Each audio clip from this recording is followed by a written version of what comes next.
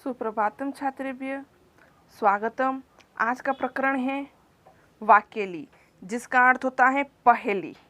पहेली को कौन नहीं जानता। मनोरंजन करने वाली पहेली किस व्यक्ति को आकर्षित नहीं करती। यह मनोरंजन की पुरानी विद्या है। प्रहेलिका, प्रवहलिका, उक्ति, वैचित्र्य, वाक्यली इसके पर्यायवाची शब्द है और अंग्रेजी भाषा में पहेली के लिए पजल, रिडिल आदि शब्दों का प्रयोग किया जाता है। पहेली में प्रश्न होते हैं जिसका उत्तर सुनने वालों को ढूंढना होता है। पहेली दो प्रकार की होती है, उत्तर पद और अउत्तर पद, अर्थात अपना ही पद जिसका उत्तर हो और दूसरा जिसका उत्तर पहेली में न हो। पहेलियाँ न केवल मनोरंजन करने वाली होती है अपितु बुद्धि की कसरत की साधिका होती है। यह शाब्दिक खेल भी है। संस्कृत के कवियों ने पहेली की परंपरा का संवर्धन किया। इस पाठ में कुछ प्रसिद्ध पहेलियाँ प्रस्तुत की गई है, वही हम देखते हैं और आनंद लेते हैं। पहली पहेली में बताया है कस्तूरी जायते कस्मात।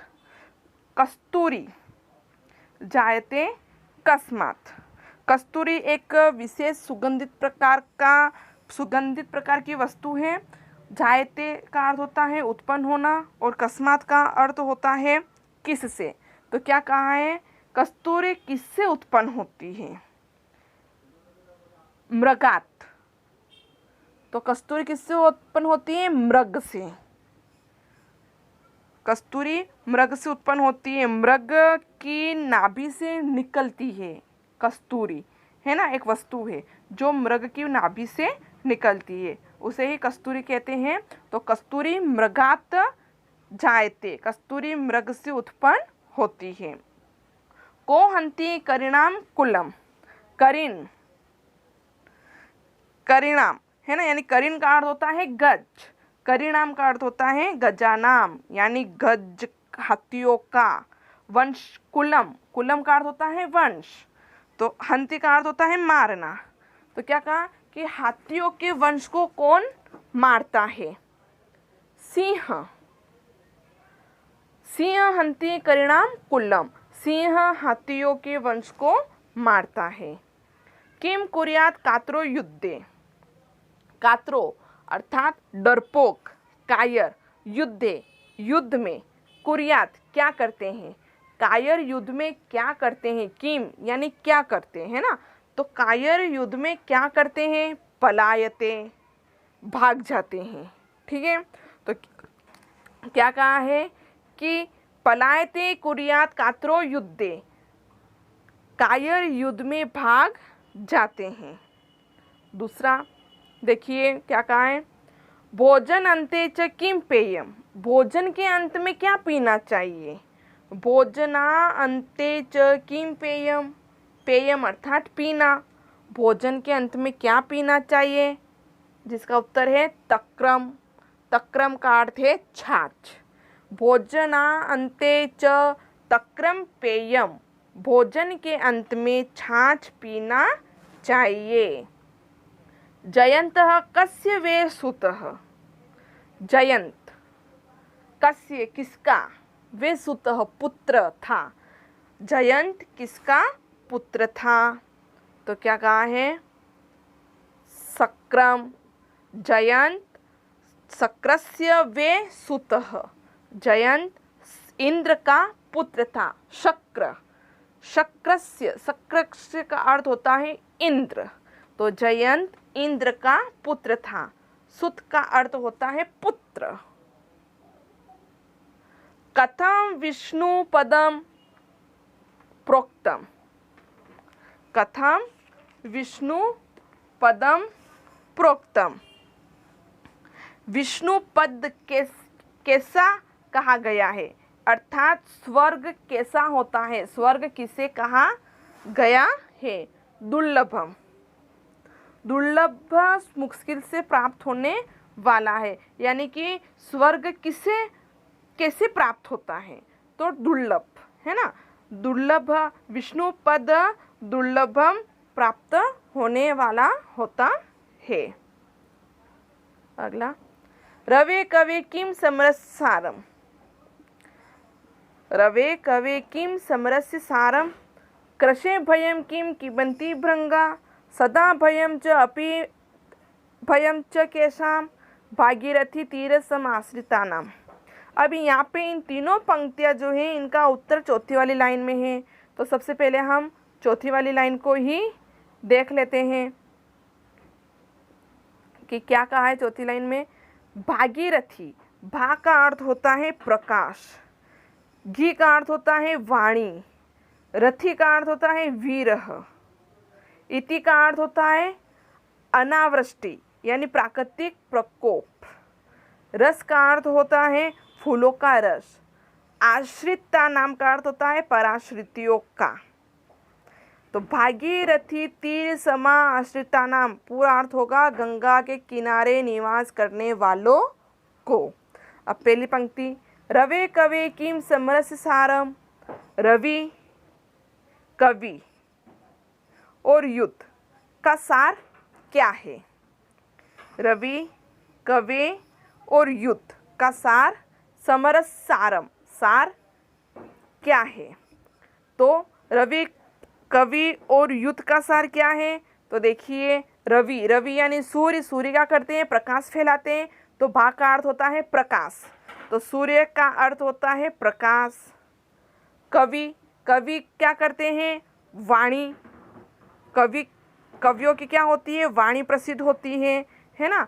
तो घी का अर्थ क्या होता है, वाणी।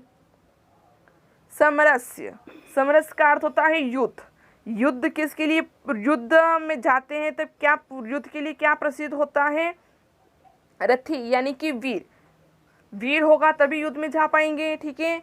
तो उसके लिए क्या प्रसिद्ध होता है, वीर। तो रवे कवे किम समरस सारम, रवे कवे भागीरथी समरस्य सारम। रवि के लिए प्रकाश, कवि के लिए वाणी और समरस्य युद्ध के लिए वीर का सार महत्वपूर्ण होता है। कृशेभ्य भयम किम किबंती भृंगा, कृशेर भयम किम, कृषि का भय क्या है, कृषि का भय क्या है। तो कृषि का भय क्या है, इसमें देखिए इति, इति का अर्थ होता है अनावृष्टि, प्राकृतिक प्रकोप।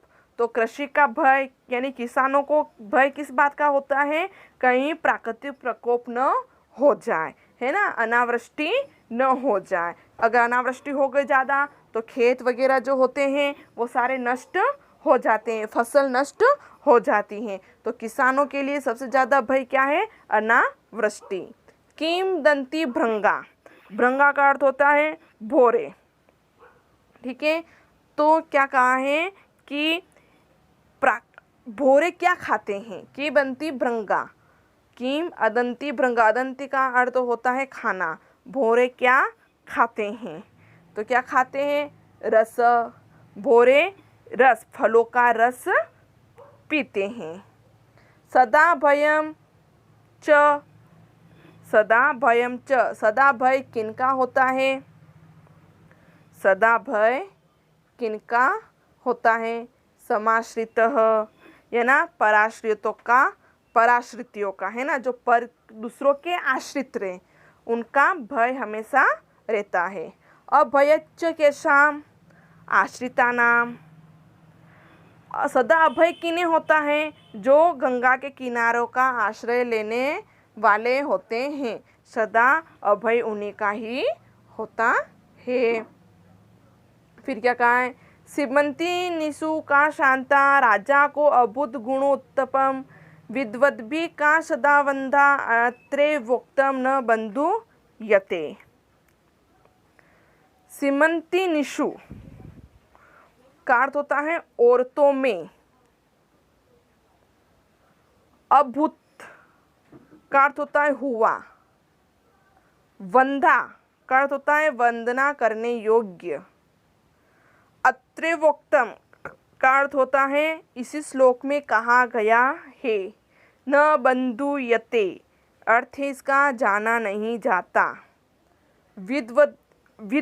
विद्वद्भि जिसका अर्थ होता है विद्वानों द्वारा, विद्वानों द्वारा।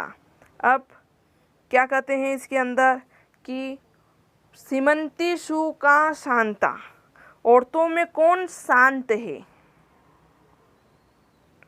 औरतों में कौन शांत है?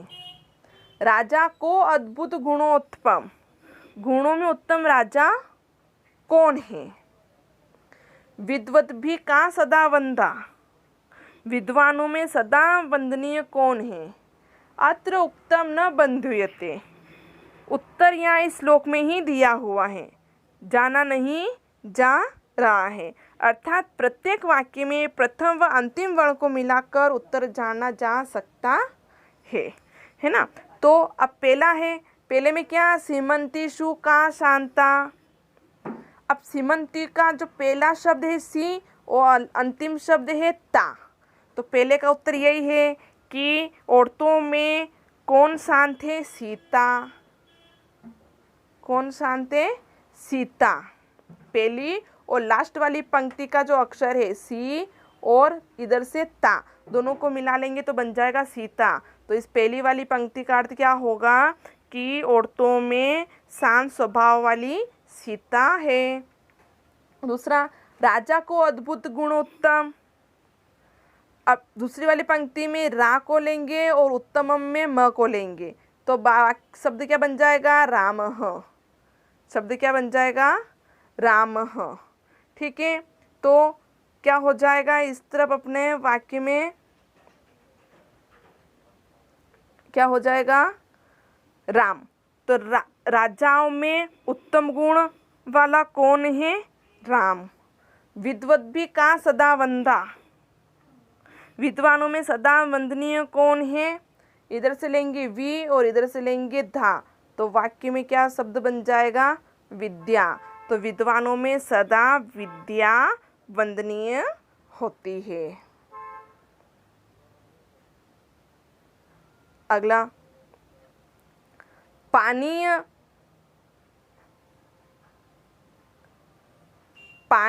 पातुम इच्छामि, पानीय पातुम इच्छामि त्वत्त कमल लोचने, यदि दाशसी ने इच्छामि न दाशसी पीवा अहम। क्या कहा है कि पानीय पातुम इच्छामि, हे कमल जैसी नेत्रों वाली, तुम्हारे हाथ से पानी पीना चाहता हूँ। पातुम इच्छामि यानी तुम्हारे हाथ से पानी पीने की इच्छा है। त्वत्त कमलोचन, हे कमल जैसे नेत्रों वाली। यदि दाससी नेच्छामि, यदि आप दोगी तो नहीं चाहता। न दाससी पीवा अहम, नहीं दोगी तो मैं पीऊँगा। यदि तुम दासी हो तो नहीं पीना चाहता, यदि दासी नहीं हो तो पी लेता हूँ। फिर क्या कहा है? कम संग जनाम कृष्ण, कि क्या कहा है कि कृष्ण ने किसको मारा? कम संजगनाम, कम सम जगान, कंस ने किसको मारा? कृष्ण, कृष्ण को, कंस ने कृष्ण को मारा। का शीतवाहिली गंगा, शीतल नदी कौन सी है? तो गंगा, शीतल नदी गंगा है। केदार पोषणम तारम, पत्नियों के पोषण में कौन रत है? पत्नियों के पोषण में कौन रत है? कम बलवंतम न बांधते शीतम, किस बलशाली को शीत पीड़ित नहीं करता? तो क्या कहा है? कंस जगान कृष्ण, कंस ने कृष्ण को मारा। काशी शीतल, काशीतल वाहिनी गंगा, काशी शीतल गंगा है। केदार पोषण, केदार जो है, केदार पोषण रता कमलम वंतम शीतम न बंदा। कृष्ण ने कंस को मारा। काशी की तलहटी में बहने वाली गंगा शीतल है। सज्जल खेतों का पोषण करने वाले किसान हैं और कंबल को शीत पीड़ित नहीं करता है। धन्यवाद।